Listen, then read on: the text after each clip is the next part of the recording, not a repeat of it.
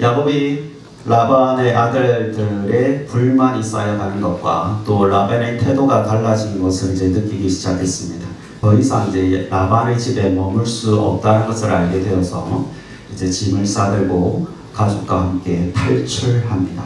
하나님께서도 이제 야곱에게 고향으로 돌아가라고 말씀하셔서 고향으로 돌아가는 길이었는데 야곱은 에서에게 먼저 사자를 보내서 자기의 사정을 이야기합니다.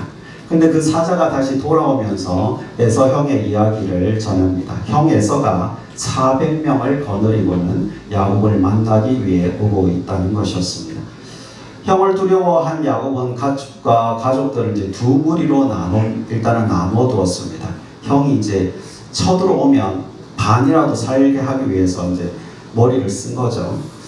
그리고 나서 야곱이 이제 하나님께 간절하게 기도하는 장면이 32장 9절에서 12절 사이에 나오는데 간절히 하나님께 도움을 요청합니다. 그리고 에서에게 화해의 뜻으로 많은 선물을 또 보내고 여러 차례 보냅니다. 그리고 나서 이제 마지막으로 자신의 아내와 또 두 여종 그리고 11아들을 일단 먼저 보냅니다. 그래서 혼자 남아있는 상황입니다. 그래서 24절에 야곱은 홀로 남았더니 이렇게 말씀이 시작하죠. 가족이고 뭐고 이제 다 보낸 상태에서 혼자 남아있는 상태였어요. 그런데 아무도 없는 그곳에 갑자기 어떤 사람이 등장합니다. 그리고 그 사람과 날이 새도록 싸웠다라고 말씀하고 있어요. 또 이제 그 사람이 야곱을 이제 이길 수 없어서 야곱의 허벅지 관절을 쳤는데 그래도 야곱은 포기하지 않고 자신을 축복해달라고 끈질기게 매달렸습니다. 그런데 그때 놀라운 일이 벌어집니다. 오늘 구역 공가를 보시면 이런 단어가 있을 거예요. 하나님께서 저어주셨다고. 전능하신 하나님께서 연약한 인간에게 지실 리가 없잖아요. 질 필요도 없고 그냥 하나님께서 원하시는 대로 하셔도 되는데 하나님께서는 그 연약한 한 인간에게 저어주셨습니다. 그리고 형 에서의 발꿈치를 잡았다는 의미의 그 야곱의 이름을 물으셨는데 이 야곱의 이름의 그 비유는 속이는 자, 꾀를 부리는 자 이런 의미가 있지 않습니까? 그래서 그의 이름을 묻고는 그의 이름을 바꿔주셨습니다. 이스라엘. 하나님과 겨루어 이긴 자라는 의미입니다. 뭔가 대단한 느낌이 들지만 이 하나님의 입장에서 이렇게 보면 부모가 자녀를 대하듯이 그래 이 녀석 내가 봐줬다라는 의미인 것 같아요. 오늘 이제 본문에서 우리 하나님께서는 그 야곱에게 저어주신 장면이 나오는데 조금 이제 하나님이 도대체 어떤 분이시길래 그 야곱에게 저어주셨는가 라는 것을 조금 더 살펴보려고 해요. 하나님께서는 우리의 현장에 찾아오시는 분이세요. 24절을 보시면 야곱은 홀로 남았더니 어떤 사람이 날이 새도록 야곱과 씨름하다가 이런 말씀이 있습니다. 이 씨름하다라는 단어가 아바크라는 단어인데요. 성경에서 여기만 등장합니다. 이 동사가 이제 씨름하다라고 번역은 되어 있지만 이게 그 히브리어 문법을 살펴보면 이게 수동태로 되어 있어요. 그러니까 어떤 한 사람이 씨름을 하게 된 거예요. 그 말은 뭐냐면 그 앞서서 야곱이 하나님께 간절하게 요청을 해서 하나님 도와주세요. 그랬더니 그 한 사람이 하나님으로도 설명할 수 있고 어떤 천사로도 설명할 수 있고 하나님의 사람으로도 설명을 할 수 있는데 우리는 여기서 하나님으로 이렇게 보겠습니다. 하나님이 그 현장에 오셔서 씨름하시게 된 거예요. 그 현장으로 찾아오셨다는 겁니다.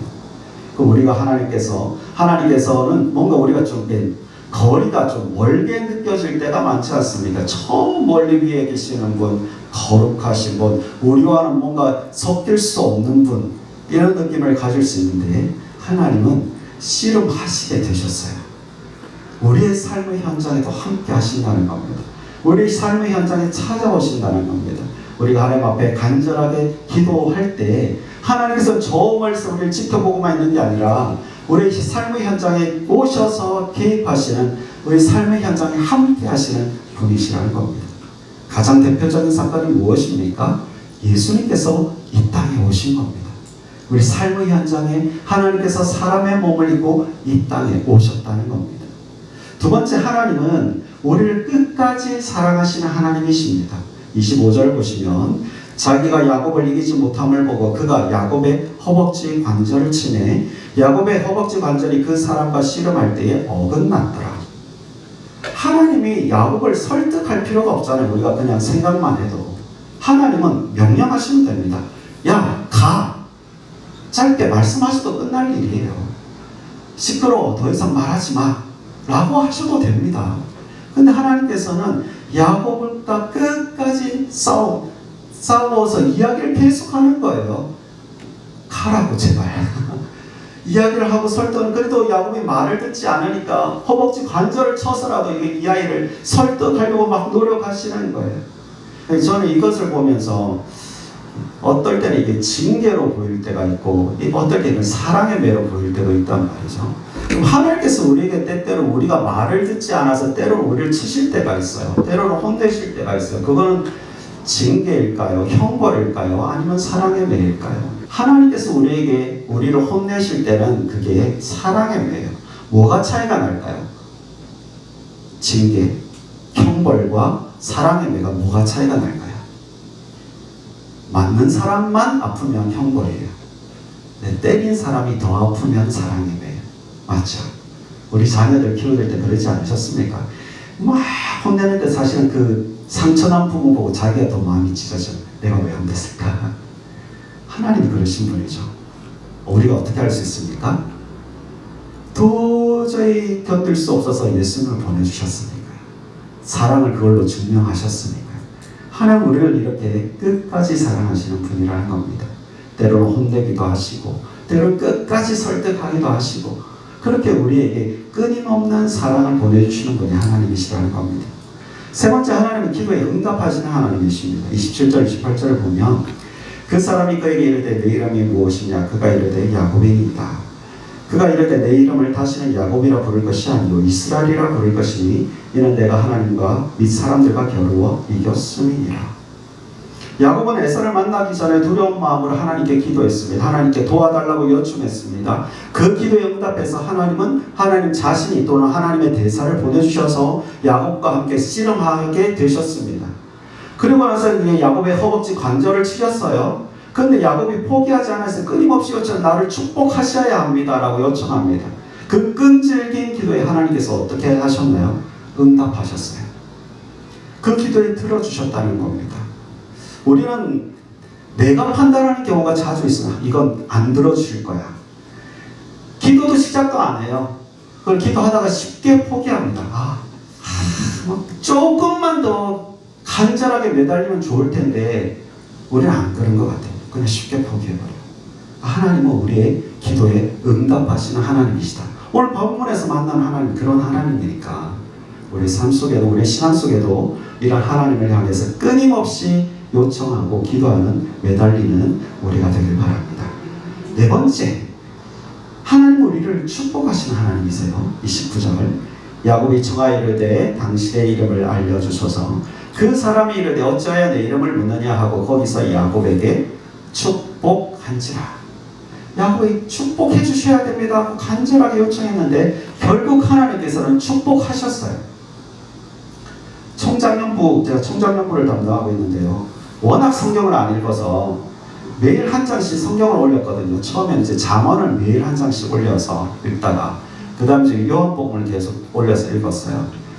참여하는 거의 회원이 한 40명 넘어가는데 그 읽었다고 표시하는 사람은 채 7명 되지 않는 거예요.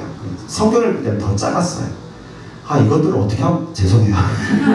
어떻게 하면 성경 좀 읽게 만들 수 있을까? 막 하다가 도저히 안 되는 거예요. 그래서 그래 한 절이라도 한번 올려보자. 한 절도 안 읽으면 너희는 인간도 아니다 라는 생각으로 이제 한 절씩 올리기 시작했습니다. 놀라운 결과가 일어났습니다. 읽는 인간이 똑같아요. 7명 넘지 않습니다. 7명, 8명. 물론 이제 보고 기록 안 하는 사람도 있겠죠. 저를 생각한다면 좀 이렇게 표시를 해주면 좀 좋아요. 표시를 안 합니다.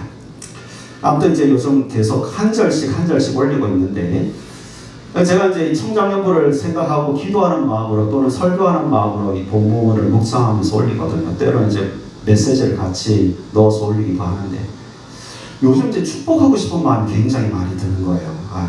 얼마나 힘들까라는 생각 때문에 계속 이제 축복의 말씀들을 찾아서 이렇게 올리는데 한 일주일 올리면 다 올리겠지. 처음엔 제가 그렇게 생각했어요. 머릿속에 있던 축복의 말씀이 제 머릿속에 있던 게 몇 가지밖에 없었기 때문에 한 일주일, 길어야 2주일 올리면 다 올리겠지.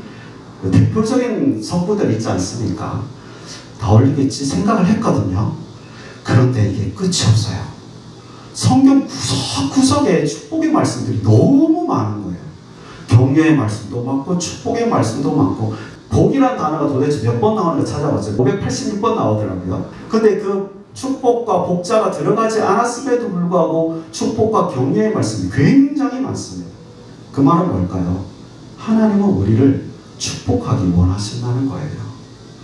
요한 3서 1장 2절 말씀에 사랑하는 자여 내 영혼이 잘됨 같이 네가 범사에 잘되고 강건하기를 원하노라 말씀하셨는데 이 말씀이 하나님께서 나에게 주신 말씀으로 받아서 하나님의 축복이 저와 여러분을 통해서 성취되기를 바랍니다.